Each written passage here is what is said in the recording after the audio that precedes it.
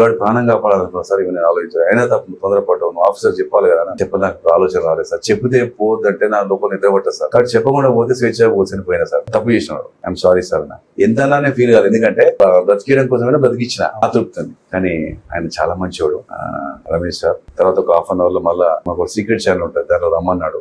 Channel change చేయాలి number చేసినాక, Prashanth you did a wonderful job, I'm proud of you here. In fact you deserve to be rewarded with prime minister's life saving medal, put up proposal అని చెప్పేసి నన్ను మెచ్చుకున్నాను. మంచి award తీసుకున్నారా sir?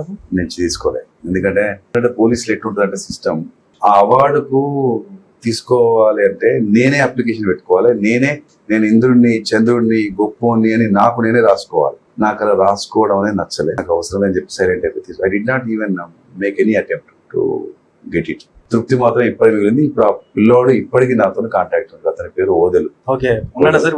ఇప్పుడు phone లో కూడా మీకు మాట్లాడిస్తాను, నా ఫోన్ ఒకసారి చేయండి సార్.